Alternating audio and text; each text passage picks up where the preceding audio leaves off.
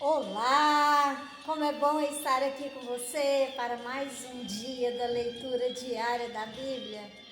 Gente, está chovendo, mas que delícia! Gratidão a Deus por essa chuva tão abençoada vinda direto dos altos céus. Obrigada pela sua participação. Como é bom estar aqui com você. Hoje estaremos lendo Gálatas capítulo 2. E lembrem-se, a alegria do Senhor é a nossa força. Vamos lá? Paulo é aceito pelos apóstolos.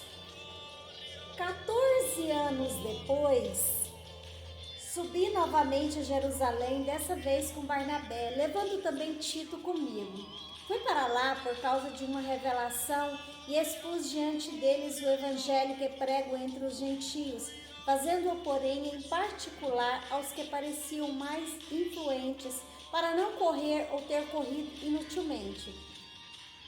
Mas nem mesmo Tito, que estava comigo, foi obrigado a circuncidar-se. Apesar de ser grego, pela questão foi levantada, porque alguns falsos irmãos infiltraram-se em nosso meio para espionar a liberdade que temos em Cristo Jesus e nos reduzir à escravidão.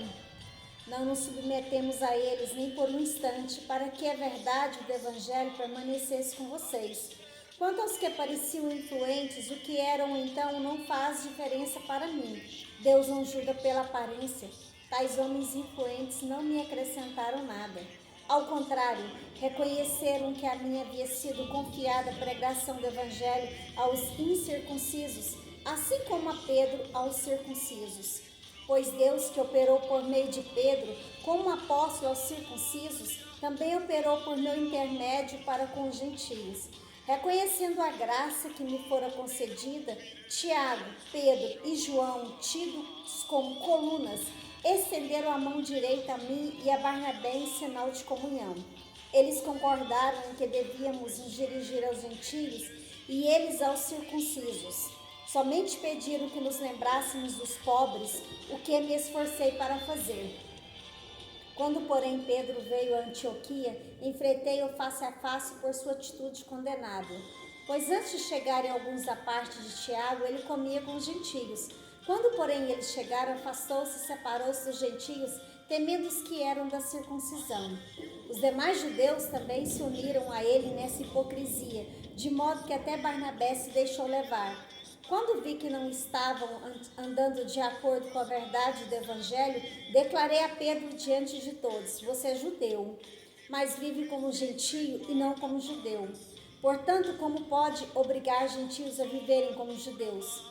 Nós, judeus de nascimento e não gentios pecadores, sabemos que ninguém é justificado pela prática da lei, mas mediante a fé em Jesus Cristo. Assim nós também cremos em Cristo Jesus para sermos justificados pela fé em Cristo e não pela prática da lei, porque pela prática da lei ninguém será justificado. Se, porém, procurando ser justificado em Cristo, descobrimos que nós mesmos somos pecadores, será Cristo então ministro do pecado?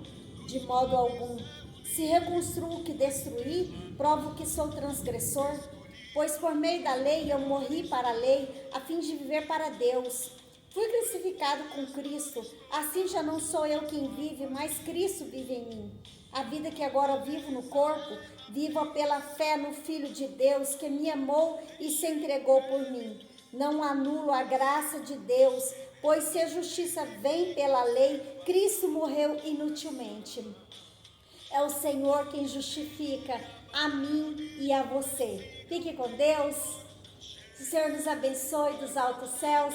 Se for da vontade do Senhor, amanhã estaremos juntos novamente.